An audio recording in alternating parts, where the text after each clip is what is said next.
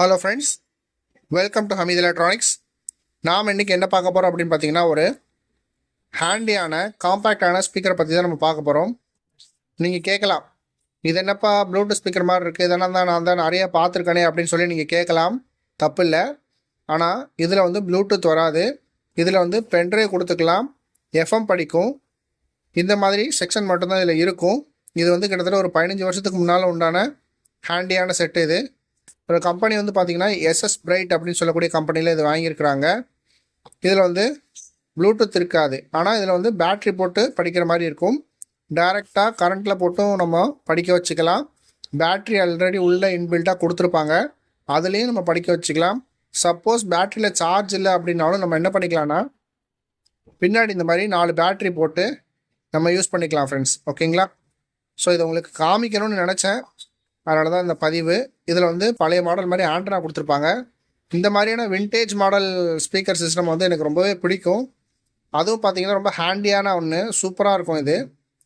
இதோட போர்டு வந்து பார்த்திங்கன்னா சுத்தமாக டோட்டலாக வந்து டெட் கண்டிஷனு. நம்ம வோல்டேஜ் கொடுத்து செக் பண்ணி பார்த்தா ஃபுல்லாக ஷாக் அடிக்குது. ஈவன் இந்த கிரவுண்டில் கூட எல்லாமே வந்து ஃபுல்லாக கரண்ட் வருது. போர்டு டெட் கண்டிஷன், இது ஒன்றுமே பண்ண முடியாது. இது எஸ்எம்டி டைப்பு.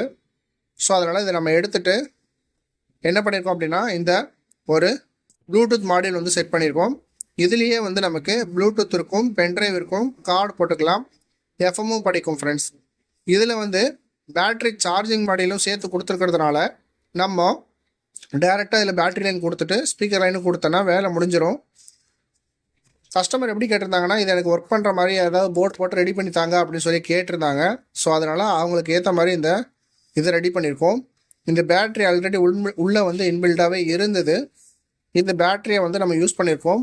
இது செக் பண்ணி பார்த்ததில் இந்த பேட்ரி ஃபுல் டெட் கண்டிஷன். நம்ம என்ன பண்ணிக்கலாம்னா, இதை செக் பண்ணி போட்டுட்டு நைட்டு ஃபுல்லாக பூஸ்டிங் பண்ணி பார்ப்போம் பேட்ரி ஒர்க் அவுட் ஆகுதா அப்படின்னு. சப்போஸ் பேட்ரி ஒர்க் ஆகாத பட்சத்தில் நம்ம பேட்ரி மட்டும் சேஞ்ச் பண்ணிவிட்டு நம்ம க்ளோஸ் பண்ணி கொடுத்துடலாம் ஃப்ரெண்ட்ஸ்.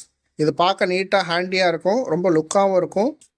இது ரொம்ப பழைய மாடலு, இதில் ப்ளூடூத்லாம் கிடையாது. ஸோ பார்க்க நல்லாயிருக்கும் ஃப்ரெண்ட்ஸ்.